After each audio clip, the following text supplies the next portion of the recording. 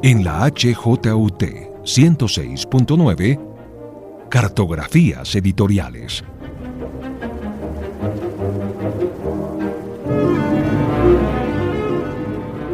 Presenta y dirige María Elvira Jaramillo.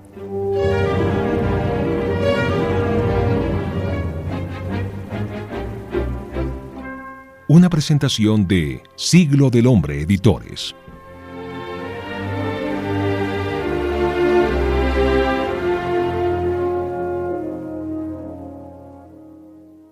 Previo, precursor, precoz, prestigioso, prevalente.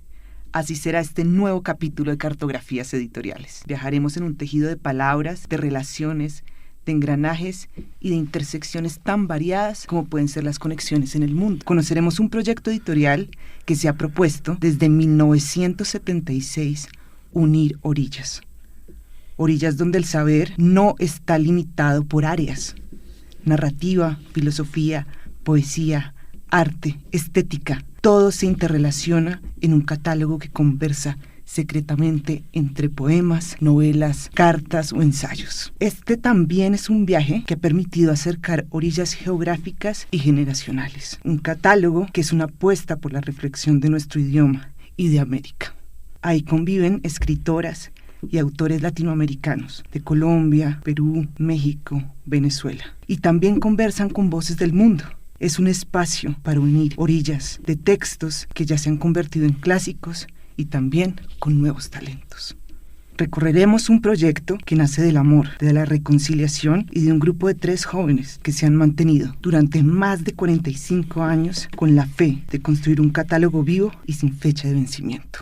Bienvenidos a un camino donde nada importante requiere urgencia. Bienvenidas a los libros que muestran que los territorios no están tan lejos y que las fronteras pueden ser porosas. Bienvenidos a la editorial Pretextos, una apuesta por la intuición, el riesgo y la seducción. Y para este viaje que une orillas nos acompaña un viejo amigo del Siglo del Hombre, de Colombia y de nuestros libros y letras. Hoy nuestro guía de viaje es Manuel Porras Arana. Manuel es uno de los fundadores de la editorial Pretextos y es su director literario. En estos 45 años de labores, la editorial ha sido galardonada con numerosos premios en España y en muchas otras partes del mundo. En 1997 recibieron el Premio Nacional a la Mejor Labor Editorial en España. En el 2008 ganaron el Premio de la FIL Guadalajara y en el 2009 la editorial fue reconocida con el Premio Editores del Año en la Feria del Libro de Lima. Manuel es licenciado en Filología Moderna por la Universidad de Valencia en las especialidades de alemán e inglés y ha sido profesor de diferentes espacios de formación editorial. Manuel también es precursor, precoz, preciso, prestigioso, prevalente y el mejor pretexto para una gran conversación. Manuel, bienvenido a Cartografías Editoriales y a Siglo del Hombre, que será siempre tu casa en Colombia. Muchísimas gracias, María Elvira. Huelga deciros que estoy encantado de vosotros y de nuevo en Colombia, tras este largo paréntesis impuesto por las circunstancias terribles en las que hemos vivido. Pero bueno, hay que seguir y hay que, sobre todo, transmitir un mensaje de esperanza y de reincorporación a la vida, a la normalización de la vida. Y bueno, hay que seguir celebrando la vida. Hay que seguir celebrando la vida y eso me lleva a pensar en los proyectos culturales que perduran en el tiempo. Un proyecto como la editorial Pretextos es un proyecto cultural de 45 años. Cuéntanos, ¿cuál ha sido ese proyecto de viaje? ¿Cómo se ha ido transformando en el tiempo y cómo se han mantenido? ¿Cómo han prevalecido?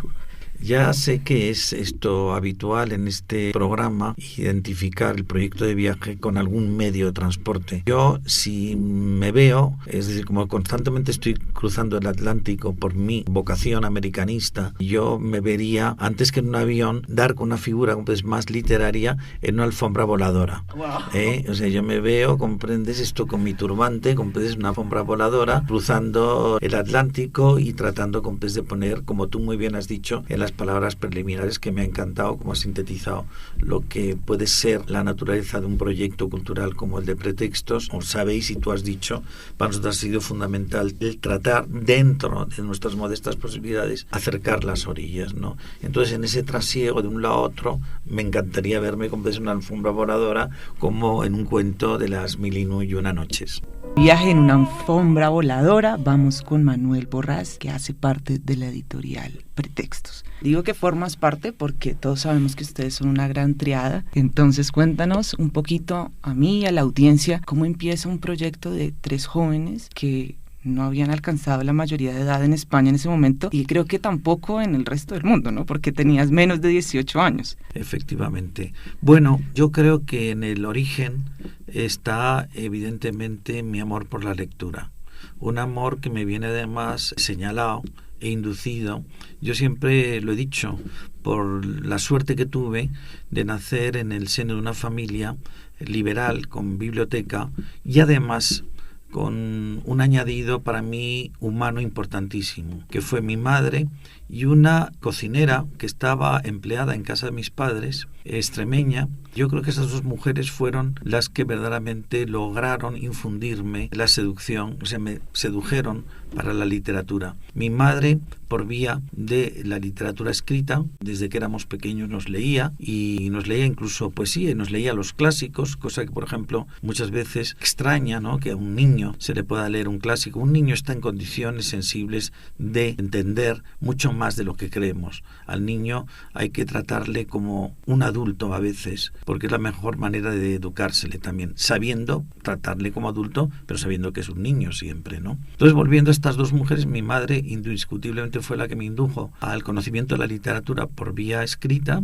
y después Eugenia, que era la cocinera empleada en casa de mis padres, fue una contadora nata, maravillosa. Yo incluso, fíjate, me atrevería no lo pude preguntar porque desapareció en mi vida pronto.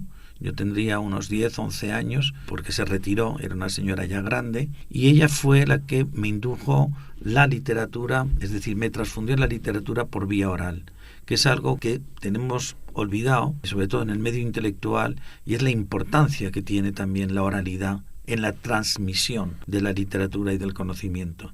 Y aparte esa es la transmisión, digamos, natural, lógica y de comienzo de cualquier cultura. Bueno, entonces vamos a hacer un ejercicio que nos encanta en Siglo, y es abrirle la maleta a los editores, el equipaje, la valija, y bueno, ahí podríamos empezar a echar tu experiencia de tu madre, como te leía, también a Eugenia, pero empecemos a echar otras reflexiones que son propias de la editorial. Sí. Por ejemplo, las áreas temáticas, la concepción que tienen ustedes de que no existe un conocimiento que va de un límite a otro. Uh-huh. Bueno, si me permites, María Elvira, antes de pasar a ese lugar, yo también querría decir desde aquí, ya que estamos en la universidad, que es muy importante que la gente que está ahora en la universidad, partiendo de la experiencia universitaria, porque nosotros empezamos en la universidad a pergeñar todo el proyecto Pretextos, que creo que es posible, incluso ya desde la universidad, incluso es posible, si se nos hace caso, siendo jóvenes, comprendes, llevar proyectos culturales adelante. Lo imprescindible es tener un proyecto. Es decir, saber qué es lo que se quiere dar o compartir, comprendes, con los otros. En esa medida abrimos la maleta y para nosotros había 2 cuestiones importantísimas. Y aparte que yo creo que en el ámbito de la cultura en la península ibérica, en España, eran fundamentales a nuestro juicio. Uno era la recuperación de la memoria del exilio republicano español. Como vosotros sabéis, España sufrió una guerra civil terrible. Yo creo que es de las peores guerras que pueden haber. Vosotros habéis sufrido una continuadamente, sabéis perfectamente lo que supone eso en Colombia, y había que, en cierto modo, conciliar esas 2 Españas que se habían separado en un momento determinado por una conflagración bélica, incluso interesada por intereses, como todas las conflagraciones y todas las guerras. Un poco lo mismo que os ha ocurrido en Colombia, hasta que felizmente, aunque a mí me gustaría que eso cobrara cuerpo, hasta que felizmente pues se han firmado las paces por ambas partes, ¿no? Eso era un tema, es decir, buscar como hijos de la transición española, pues nosotros también nacemos como editorial, ten en cuenta que éramos muy, muy jóvenes. Es decir, nosotros ponemos en circulación el primer libro con 20 años, a la edad de 20 años, que eso hoy sería casi como imposible, ¿no? Sí, total. Pero yo creo que es posible si existe el ímpetu y existe la voluntad de hacer las cosas y de hacerlas bien. Y sobre todo lo que te decía, tener una idea. Esa idea que se conciliaba en lo que he comentado de la reconciliación necesaria en nuestro país, después también tenía un segundo aspecto, que era, yo he tenido siempre una vocación americanista, pero yo creo, lo creo honradamente como español, que España tiene una deuda de amor con América, y por varias razones. Es verdad que se nos identifica como colonizadores, pues con el expolio, etcétera, etcétera, y parte de razón hay en ello, qué duda cabe. Pero América, yo creo que nosotros también hemos ofrecido cosas a América, indiscutiblemente, porque a la vez que se creaban universidades en España, se creaban aquí. Es decir, que América no nos lo tomamos como unos colonialistas puros, como por ejemplo otros colonialismos en el anglosajón, etcétera, como se la ha tomado. Y creíamos que debíamos una deuda. Y esa deuda además incluso se prolongó en el tiempo. O sea, esa diáspora republicana española fue acogida en América también. Nosotros, los españoles, tenemos una deuda de amor por esa recepción tan buena que tuvimos con ustedes en América. Entonces, es como el amor es una fatalidad.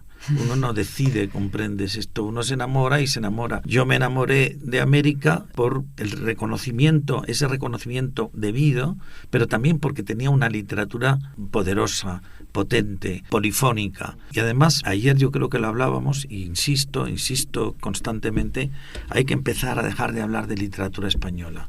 Tendríamos que empezar a hablar de literatura en español, porque esa gran literatura que hoy se está escribiendo, yo creo que hoy verdaderamente la gran literatura se está escribiendo de entre las lenguas que yo conozco en dos idiomas, en español en primer lugar y en inglés en segundo lugar.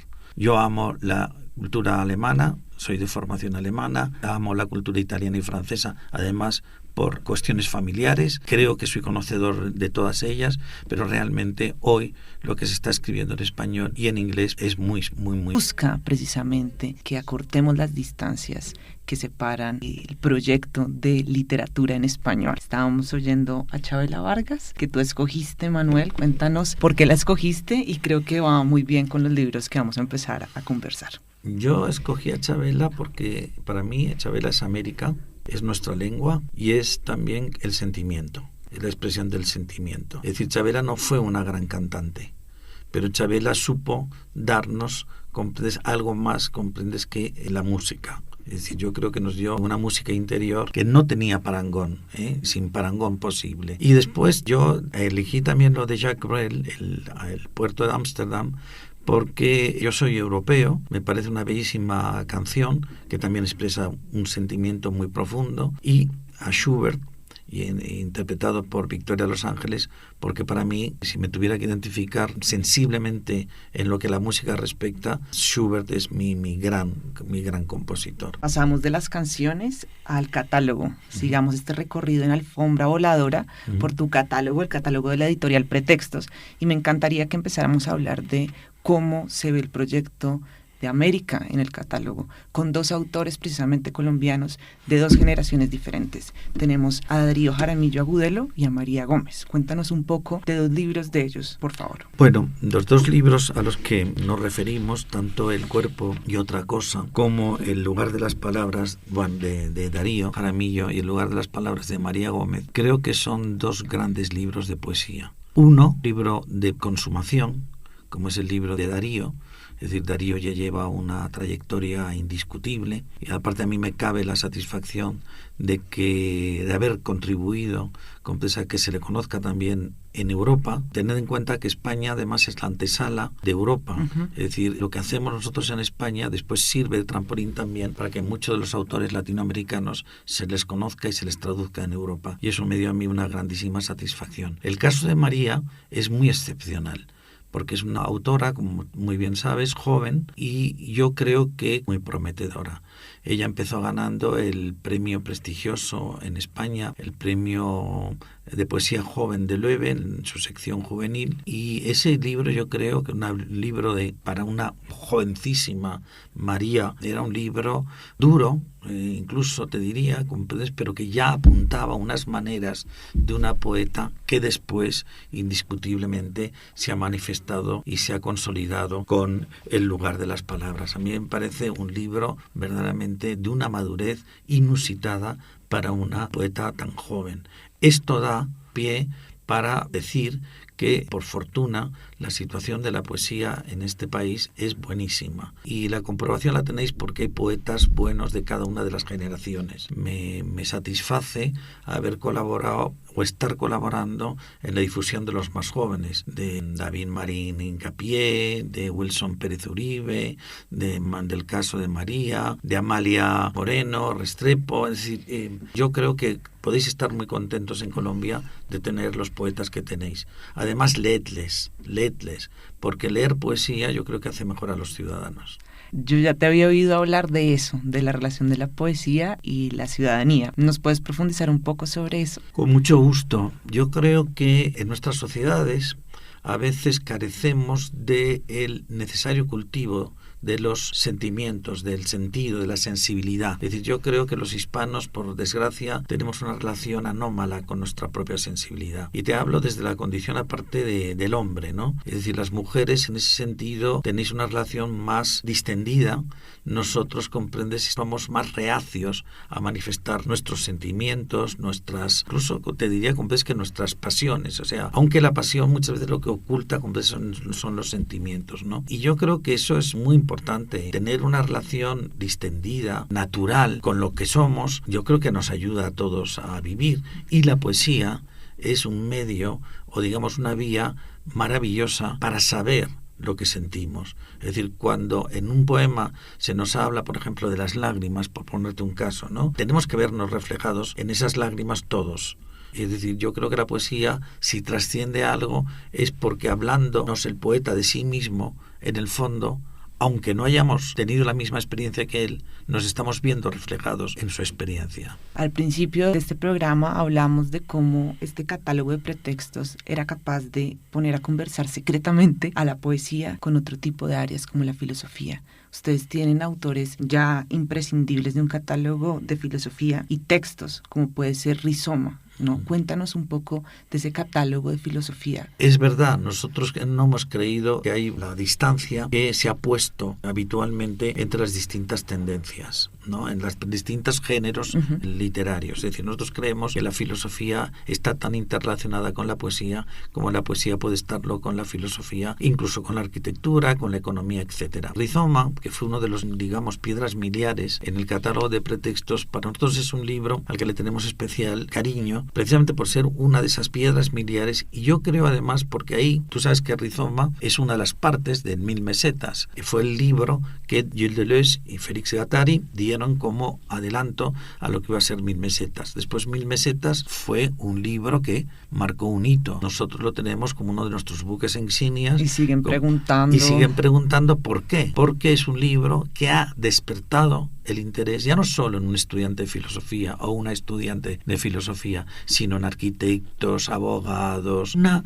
cantidad de gentes y profesiones, comprendes, que les ha ayudado. Tengo el testimonio durante casi, porque ten en cuenta que ese libro lleva publicado en nuestro editorial casi 40 años, y tengo el testimonio de muchísimos profesionales de muy distinta índole de la importancia que ha tenido la lectura de ese libro. Me quiero volver a pasar a América en nuestra alfombra voladora y hablar de César Vallejo, otro de estos grandes autores insignia de América, y podemos tal vez hablar del libro de correspondencias completas. Sí, bueno, qué duda cabe que César Vallejo es una de las cumbres, ya no solo de la poesía americana, sino la poesía en español. Para mí ha sido un referente absoluto. De hecho, nosotros comenzamos publicando un libro que se llamaba Al amor de Vallejo, del viejo republicano español en el exilio, en el cordobés, en la Argentina, don Juan Larrea, y tuvimos la gran suerte, inducidos por don Juan Larrea, de publicar la edición de Castañón, una primera edición, primer acercamiento a lo que era el epistolario general de César Vallejo.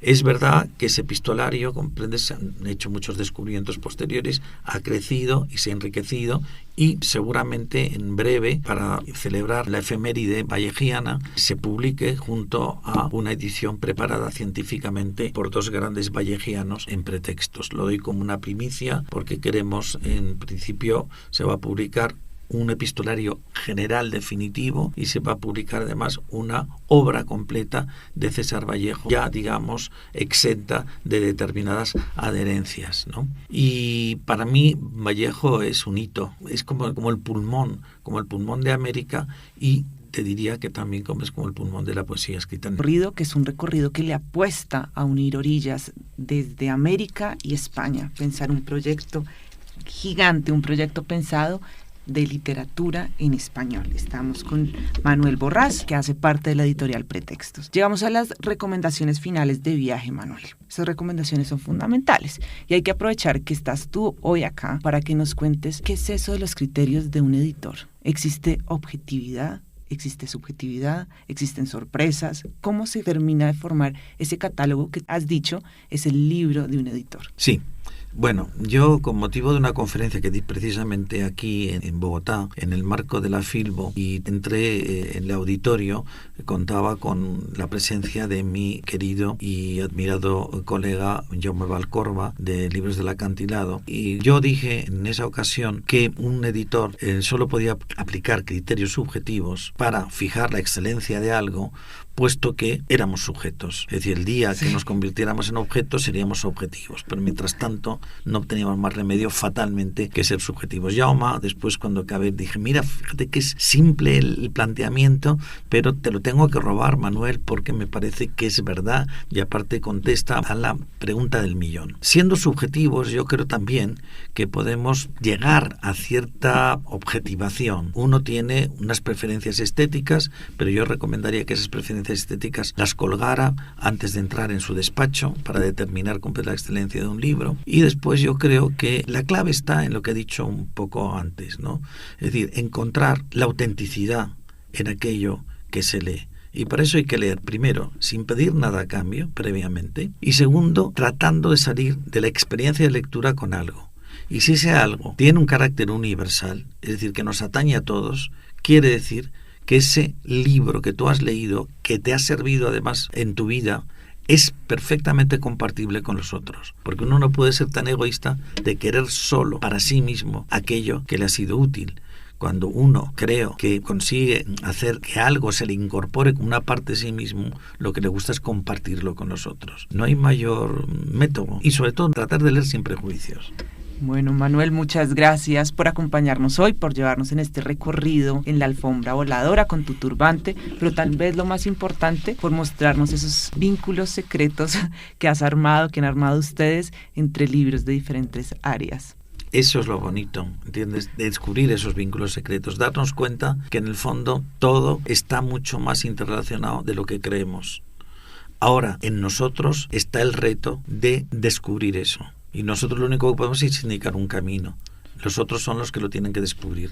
Bueno, queridos oyentes, creo que es clarísima la invitación de hoy, descubrir esos caminos, y siempre decimos algo, Manuel, en este programa, y a quienes nos escuchan por primera vez, las rutas siempre terminan en un libro, en una librería. Entonces anímense a buscar los libros de Pretextos en librerías de Colombia, en tiendas virtuales, y si seguramente quieren conversar sobre estos libros, nos pueden buscar en redes sociales o en nuestro chat de libreriasiglo.com. También les recuerdo, nuestras redes sociales son @Siglo del Hombre en Facebook, Twitter y en Instagram. Bueno, solo me queda decirles, nos vemos en un próximo recorrido en un nuevo reto editorial.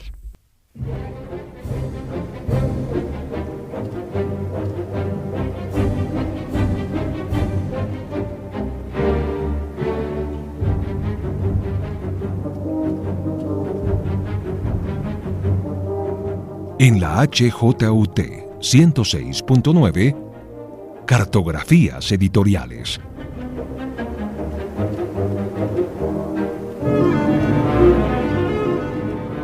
Presenta y dirige María Elvira Jaramillo.